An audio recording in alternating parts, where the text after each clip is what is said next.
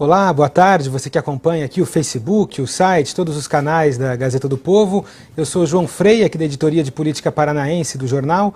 Hoje a gente está aqui nos nossos estúdios com a presença do deputado eleito Homero Marchesi, foi eleito deputado estadual aqui pelo Paraná, com 42.154 votos. A gente vai conversar com ele sobre as bandeiras que ele vai levar à Assembleia, a trajetória política que levou até essa eleição. Para entrevistá-lo, tem junto comigo a Kátia Brembati, que é repórter aqui da Editoria de Política Paranaense. Boa tarde, Kátia. Boa tarde, deputado. Primeiro, obrigado por aceitar nosso convite de vir até aqui. Boa tarde, João. Boa tarde, Kátia. Eu que agradeço o convite e queria deixar meu abraço também a quem está nos assistindo. Deputado, acho que o senhor começou a despontar ali como uma liderança, uma figura política, uma figura pública, quando começou a fazer críticas ao Tribunal de Contas, ainda quando era auditor, se eu não me engano, no próprio Tribunal de Contas, isso lá em 2013, se eu não me engano.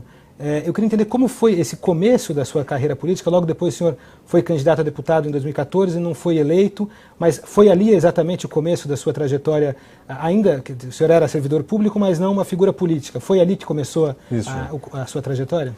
A minha história na política começa naquele junho de 2013, aquelas manifestações que tomaram corpo no país todo.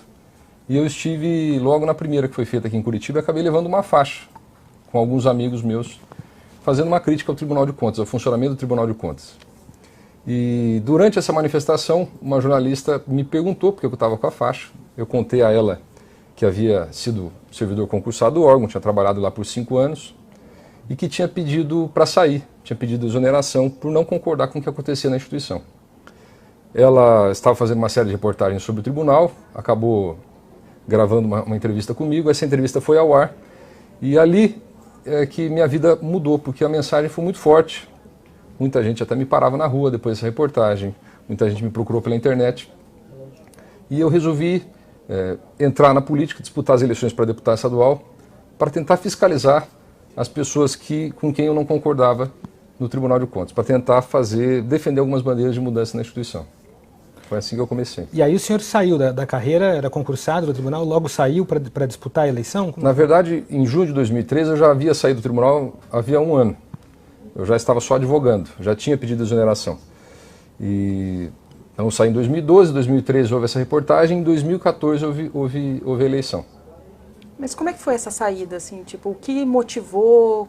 A gente vai falar sobre pedágio, que é o motivo pelo qual eu estou aqui, né? Uhum. Mas, assim, eu sei que tem uma relação aí com investigações, com auditorias, mas como é que foi essa saída? Porque muita gente faz concurso público, acha que é uma carreira estável, né? E muitas pessoas não abririam mão de um cargo público, né? Como é que foi esse processo da saída? É muito frustrante trabalhar em algumas instituições. Tem gente que gosta, tem outras pessoas que não gostam. Eu estava muito frustrado porque, de tanto ver trabalhos técnicos que a gente fazia, muitas horas debruçados sobre planilhas, sobre documentos, a gente chegava a algumas conclusões, aquelas conclusões invariavelmente apontavam para algum problema em algum município do estado ou no próprio estado, e o processo parava. O processo não ia adiante.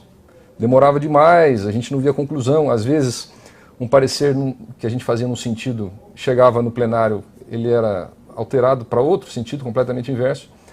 Aquilo era muito frustrante. Eu pensei comigo, ainda tenho muita lenha para queimar, sou novo, posso recomeçar na iniciativa privada e eu vou sair logo antes que seja tarde demais. Então foi por conta de uma insatisfação ao não ver o trabalho que eu produzia dar resultado.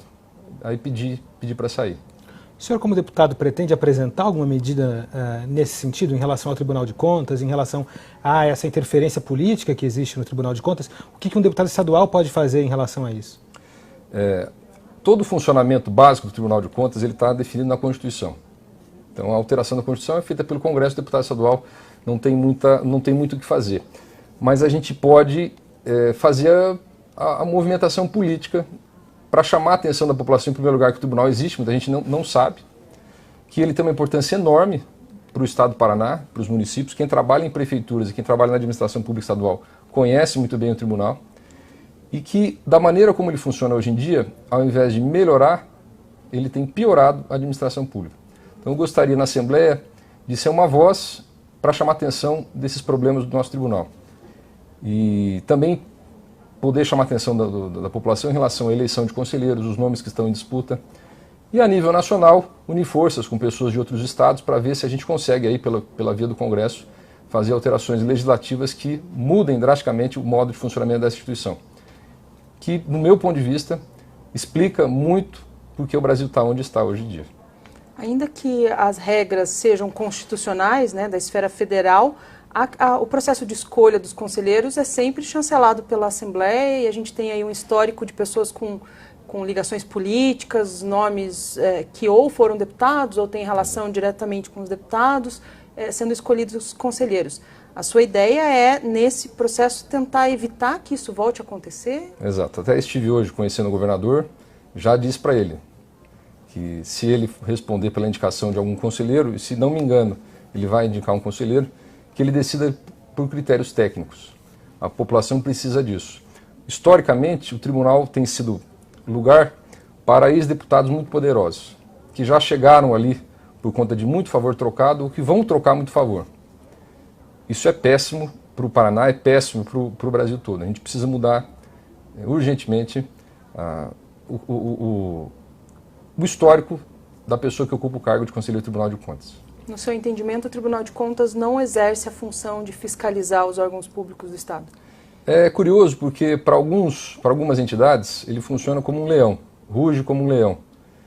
E ele tem uma grande capacidade de investigação. O Ministério Público fica muito atrás de equipamentos que o Ministério Público tem, que o Tribunal de Contas tem à disposição. Posso dar um exemplo.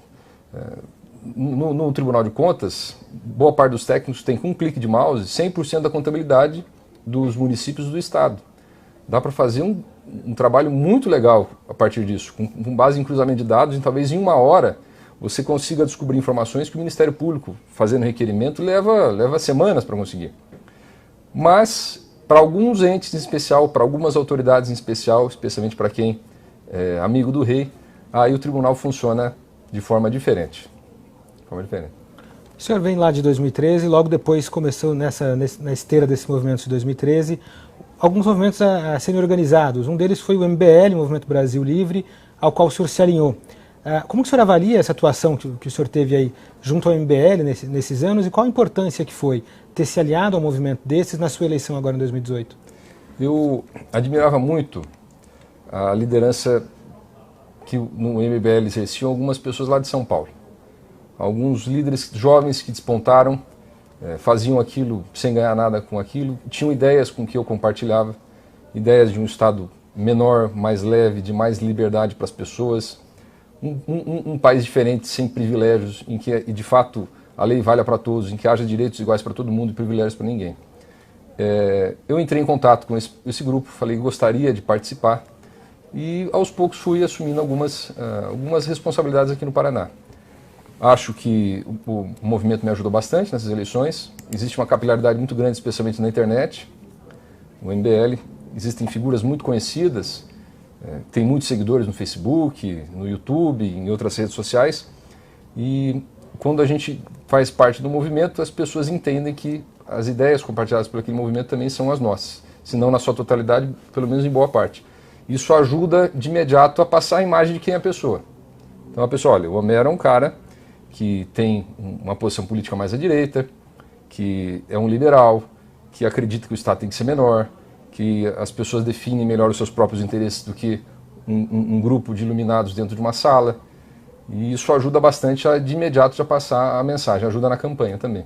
Mas quem dentro do MBL é essa fonte de inspiração, de admiração? Quais representantes do MBL seriam representativos? Existe um membro do MBL, que é o Fernando Holliday, que é vereador em São Paulo, que eu falo com ele que eu vou fazer campanha para presidente para ele em 2042. Ele é muito novo ainda. É uma pessoa incrível, com uma história de vida de superação. Dá um nó na cabeça da esquerda, porque é negro, é homossexual e é de direita. E é um liberal. Nunca, sempre refutou rótulos. E tem um jeito muito firme de posicionar. Eu acho que o Brasil precisa de jovens como ele. Existem outros grandes integrantes do MBL, tem o Kim Kataguiri, tem o Renan, que é um dos coordenadores do MBL, o Arthur Duval, do Mamãe Falei. São pessoas que, à sua maneira, travaram uma luta política que há muito tempo deveria ser travada e não era no Brasil. A esquerda, especialmente a juventude, sempre dominou o debate público no Brasil, especialmente nas universidades, em redações, até em instituições religiosas. O MBL chega para dizer basta. Nós também temos o direito de nos manifestar, a gente pensa de uma forma totalmente diferente e a gente tem militância, e vamos mostrar isso nas ruas. Tanto que o movimento foi um dos grandes responsáveis pelo impeachment da ex-presidente Dilma. Pela sua grande capilaridade, sua grande capacidade de mobilização, o movimento acabou assumindo essa posição de liderança. E também participei nisso, felizmente. Mas o senhor concorda com todos os posicionamentos dessas pessoas que o senhor citou? Posso dizer que concordo com todos os posicionamentos, né? Isso é impossível. Até numa família você discorda. Mas a essência, sim. A essência, com certeza. A gente compartilha de boa parte dos ideais. Considerando esses princípios políticos que o senhor listou agora que tem, sim, com as possibilidades de atuação de um deputado estadual, quais são as principais bandeiras que o senhor vai levar para a Assembleia? Quais são as principais ações que o senhor pretende tomar como deputado estadual? Bom, em primeiro lugar, nós precisamos combater qualquer tipo de aumento de tributo. O paranaense não aguenta mais a tributação. Hoje, a pessoa está chegando à conclusão de que é melhor ela não fazer nada ou ir embora do Brasil do que trabalhar no Brasil, do que empreender, do que dar emprego ou também ser empregado. Nós precisamos, em segundo lugar, passar uma imagem para as pessoas, uma mensagem para as pessoas, e o político ele tem que assumir esse papel. O político é um líder, é uma pessoa que trabalha com a fala, de que é possível e é preciso combater privilégios no Estado, acabar com privilégios dos 3 poderes, né? É preciso tocar algumas feridas, e que é preciso ter... Que feridas? Por exemplo, o auxílio moradia, eu sempre falo isso, estou falando isso desde 2013, escrevi um texto há bastante tempo, não se justifica. É uma maneira indevida... Auxílio moradia dos juízes? Dos juízes. Mas daí isso não seria de esfera estadual, né? A gente tem grande atuação porque existe uma lei estadual que disciplina a respeito. Hoje ele está vigorando por conta de uma decisão do Supremo Tribunal Federal, mas é uma decisão que ainda é liminar, né? O ministro Luiz Fux sentou em cima do processo, no sentido metafórico, não pauta o processo porque quer aprovar no Congresso algo que seja substituível. É preciso falar sobre isso. Eu tenho grande respeito pelos juízes, tenho vários amigos juízes, fiz direito, acho que são pessoas altamente qualificadas, são pessoas decentes, mas também não estão acima da lei. Nesse ponto precisam estar embaixo da lei, porque o sentido da República é esse. Existem privilégios em outros poderes, na própria Assembleia nós precisamos verificar como é que está a situação lá, dar maior transparência para os atos da Assembleia. A Gazeta do Povo fez um trabalho histórico nesse sentido, é preciso reconhecer. Recentemente, o Observatório Social de Maringá apontou, por exemplo, uma série de problemas com falta de transparência na Assembleia. Eu gostaria de ver isso também, ser uma voz da população lá. No Poder Executivo, também precisamos notar se não está havendo nomeações para estatais por critérios políticos, para aquele famoso a famosa troca de favores que existe na política brasileira. Eu queria ser uma voz, uma ouvidoria, digamos assim, da população. Quando o senhor foi em 2014 e o senhor em 2016, desculpa, se elegeu vereador em Maringá, sim, e fazia um mandato independente. Sim. Como deputado, o senhor pretende ser um deputado da base, um deputado de oposição, um deputado com mandato, dependendo do projeto, se posicionar para um lado ou para o outro? Qual vai ser a tua postura? Eu gostaria de ser independente. Até anunciei lá em Maringá que eu não vou nomear diretor de Copel, da Sanepar, da cidade, porque geralmente é a moeda de troca, né? Historicamente tem sido assim. O deputado da região nomeia os diretores, os comissionados das estatais. Eu não vou fazer isso, não vou indicar comissionado no executivo, acho uma imoralidade, nunca fiz isso em Maringá, por exemplo. Vou ser independente. Não tenho nenhuma intenção de fazer oposição de imediato. Ao contrário, eu acho que... Como é que foi a conversa com o Ratinho? Foi muito boa. Eu achei ele uma pessoa muito simples. A impressão que eu tive é essa. Ele é uma pessoa simples. É uma pessoa jovem. Ele não te convidou para a bancada? Não, não convidou. Não convidou para a bancada. Eu também não aceitaria esse convite. A gente tem que dar um voto de confiança para quem começa o governo, sempre, e manter a independência. Se o projeto for bom, nós vamos aprovar. Se o projeto for ruim, nós vamos reprovar. Sem aderir imediatamente à base e sem fazer oposição por fazer, né? E sem passar a mão na cabeça também. Eu fui eleito, acredito muito por conta disso, porque a população entendeu que eu sou uma pessoa independente. Foi assim que eu agi em Maringá, embora tenha apoiado a eleição do prefeito lá, mas eu agi com muita independência e é o que eu vou tentar fazer aqui também na Assembleia. Falando em Maringá, a sua maior votação é de lá, é natural, sim, tendo em vista que é vereador lá, né? Pretende representar a cidade nessa lógica, porque essa lógica de ouvidoria, ela é uma lógica mais estatal, assim, né? De distribuição no Estado, não a lógica que muitos deputados têm de cuidar simplesmente da sua base, de conseguir recursos para a sua base, que daí depende muitas vezes de estar na bancada, de conseguir essas trocas de favores. Como vai representar Maringá? Nós temos a grande moeda de troca no Brasil, que é a emenda parlamentar. O deputado federal ou estadual, ele entra na base do governador ou do prefeito, consegue obtenção de recursos, às vezes valores absurdos, né? Milhões de reais por ano. Funciona como um despachante do executivo, leva viatura, leva ambulância, leva asfalto e fecha o olho porque o governador e o presidente fazem. Aí votam qualquer coisa do governador ou do presidente. Eu não vou fazer isso. Inclusive me perguntavam isso nas ruas, eu falei, olha, você está esperando um deputado assim, você não vai ter. Mas é evidente que nós vamos defender a nossa região de Maringá. Tivemos voto no estado todo, tive muito voto em Curitiba. Tudo que for republicano, que envolver representação, nós vamos fazer. Então, se o prefeito de Maringá, o prefeito da região, pedir ajuda para a gente intervir diante de uma secretaria, e se estiver dentro da lei, que a gente puder usar a nossa estrutura aqui para fazer a coisa acelerar, nós vamos fazer. Para fazer a coisa andar, nós vamos fazer. A política envolve muito isso, tem que ter contatos, tem que ter conversas, tem que pedir, tem que colocar a barriga no balcão, como se diz na gíria, mas sem comprometer a independência. Lá em Maringá, um episódio que aconteceu quando o senhor era vereador foi a instalação de uma comissão processante para investigar uma suposta quebra de decoro que o senhor teria cometido lá na Câmara. Se não me engano, essa comissão foi depois suspensa pela Justiça. Eu queria entender exatamente como foi o que aconteceu. A sessão para a instalação da comissão acabou sendo uma sessão bastante conturbada, teve até algumas agressões, enfim. Queria escutar, entender o que aconteceu nesse episódio lá. O prefeito de Maringá atual, ele teve o apoio na campanha de 2 dos 15 vereadores. O prefeito Ulisses Maia, do PDT lá ainda. Isso, 2 dos 15 vereadores. Eu era um deles. Hoje, ele não tem o apoio de 2 dos 15 vereadores, eu sou um deles. Não contemporizo, não dou tapa nas costas, não indico cargo comissionado, não indico secretário. E logo no começo do mandato, ele adotou algumas medidas que eu não entendi que eu entendi que não eram boas para a cidade. E me posicionei firmemente. Você imagina, 2 dos 15 vereadores se posicionando firmemente contra a administração. Mas aquilo gerou uma revolta nos membros do meu partido que integram a base do governo, vice-prefeito, vários secretários, diversos cargos comissionados do meu partido. Tentaram por diversas vezes fazer com que eu mudasse o rumo. Não mudei. Aí,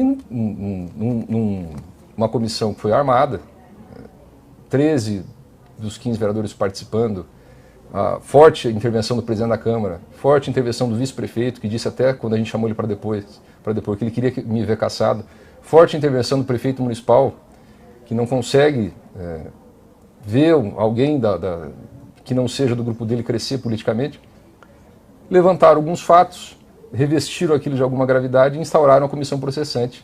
O regimento da Câmara de Maringá, ele é um regimento absurdo, ele determina que, uma vez recebida a denúncia, logo em seguida, na primeira sessão, ela é lida e já é votada, né? O quórum já estava todo armado pelos vereadores da cidade. Instauraram a comissão. Nós sabíamos que era uma grande fraude, a gente correu o risco real de cassação. Eles iam nos cassar, eles iam nos tirar da política e deixar inelegível por 10 anos. Já sabíamos de tudo isso, resolvemos transformar aquilo naquilo que era um grande espetáculo. Chamamos todo mundo para depor. Acabamos expondo as contradições em plenário, está tudo gravado, tudo exposto no nosso canal do YouTube. Ninguém em Maringá acredita em nada daquilo, todo mundo achou uma grande farsa. O que as pessoas não sabiam é que, de fato, eles iam tentar me cassar. Quem escreveu o meu processo de cassação foi o vereador Jean Marques, que é o vereador do PV, que eu acabei levando para a Câmara. Sem poder votar, ele escreveu o processo, apresentou como se tivesse sido feito pelo Partido Verde e votou meu pedido de instauração de cassação. A gente levou para a Justiça e conseguimos anular o processo na Justiça maringaense. Vocês não sabem qual foi a grande correria na Câmara para tentarem levar para o Tribunal de Justiça para conseguir uma ordem para voltar ao processo, porque eles queriam me cassar antes das eleições. Queriam que eu não tivesse a possibilidade de disputar essas eleições. Sabiam provavelmente que eu tinha boas chances. Sobre a sessão, a bagunça que teve na sessão, o PT, eu sou um histórico opositor do PT, levou uma militância, me chamaram de tudo que você pode imaginar, diante da minha família, dos meus irmãos, dos meus amigos, e aí também a paciência chega um momento que explode, né? E houve uma confusão lá, e mas a coisa passou, graças a Deus. Não vai ter tumulto na Assembleia Legislativa? Bom, de minha parte não. Agora, a gente não lida com amadores, a gente lida com gente muito maldosa, muito perigosa. Você imagina, enquanto eu fui eleito deputado, vários vereadores da Câmara de Maringá estão chupando o dedo nesse momento. O prefeito apoiou o irmão dele, teve uma votação pífia para deputado estadual. A gente incomoda muito, e a gente não é de nenhum grupo forte em Maringá. Não somos ligados ao grupo A nem ao grupo B, isso incomoda muito. Quanto que vale tirar um opositor do caminho por 10 anos? Alguém que está crescendo politicamente. Mas vão ter que me engolir. Uma outra, o senhor ainda quando auditor do Tribunal de Contas também trabalhou muito na questão do pedágio, né? A Kátia, que é a nossa repórter, que cobre mais de perto essa questão do pedágio, desde das concessões lá do anel de integração, e é um assunto que vem à tona agora na próxima legislatura, e não só, já está vindo à tona não só do ponto de vista político, mas também do ponto de vista judicial e policial, né? Primeiro eu queria fazer uma pergunta mais genérica, depois eu vou até passar a bola para a Kátia, que é quem vai entender melhor do assunto, que é como que o senhor avalia essas ações da Lava Jato que estão acontecendo agora nos pedágios aqui do Estado, que foram as duas investigações, a investigação Operação Integração 1 e 2, que levaram aí para a cadeia por um tempo um grupo aliado muito próximo ao ex-governador Beto Richa, inclusive o irmão do ex-governador, o Pepe Richa, que era secretário de infraestrutura, e também executivos e empresários ligados às empresas concessionárias de pedágio. Ainda bem que tem a Lava Jato. A Lava Jato está passando a limpo o país. Existem vários trabalhos técnicos que já apontavam desde 2011 que os contratos estavam desequilibrados. Trabalhos do Tribunal de Contas do Estado e trabalhos do Tribunal de Contas da União. A gente não conseguia entender por que o Estado não fazia nada. Por que o Estado não exigia o cumprimento dos contratos. Esses contratos eles são extremamente favoráveis para as empresas, porque eles foram firmados numa época em que a economia do país ia muito mal. Para atrair as empresas, você tinha que garantir um retorno muito alto. Mesmo garantindo esses parâmetros lá do início dos contratos, são parâmetros hoje extraordinários para o negócio comum, mesmo assim, a gente demonstrou que a tarifa estava... O senhor fez um relatório quando estava no Tribunal de Contas sobre esse assunto. Uma equipe em que eu participei. Né? E a gente não entendia por que o Estado não se mexia. Ao contrário do que muita gente imagina, não é é um trabalho demorado, mas não é difícil de fazer. Em alguns meses você pode editar cada lote de concessão. E a gente não entendia porque os números apresentados não se fazia nada. Há algumas semanas nós entendemos por quê. Quem tinha a missão de exigir o cumprimento dos contratos acabava, de acordo com a denúncia do Ministério Público Federal, embolsando dinheiro para não fazer isso. E a Lava Jato, comandada pelo procurador Joe Castor, que tem uma história longa com os pedágios, porque era procurador em Jacarezinho, quando houve uma alteração do contrato com a Econorte, instalaram uma praça de pedágio em Jacarezinho. Desde então ele começou a estudar esse assunto, ajuizou algumas ações, ele obteve o reconhecimento da nulidade desse aditivo em Jacarezinho, ainda há discussão no judiciário, mas hoje a decisão provisória de que o aditivo é nulo. Ele foi convocado em determinado momento para a Lava Jato, e esse excelente trabalho que eles fazem, viu uma ligação entre os outros eventos de corrupção que a Lava Jato está investigando, trouxe o pedágio para o meio e fez um trabalho brilhante, que honra o trabalho de várias pessoas que tinham apontado irregularidades no pedágio no Estado. A próxima legislatura ela vai ser responsável por decidir se a gente continua tendo pedágio no Paraná ou não, porque em 2021 termina o contrato, né?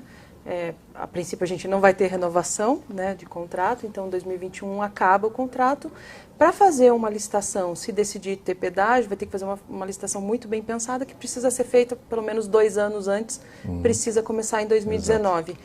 Como fazer esse processo, como a Assembleia Legislativa pode colaborar, como fazer esse processo para garantir que esse final de contrato até 2021 vai ser menos tumultuado e que um eventual contrato será bem feito daqui para frente? Bom, diante das notícias de corrupção no pedágio, o governo devia fazer imediatamente, era definir o cálculo do desequilíbrio, já que isso está muito claro, e reduzir as tarifas.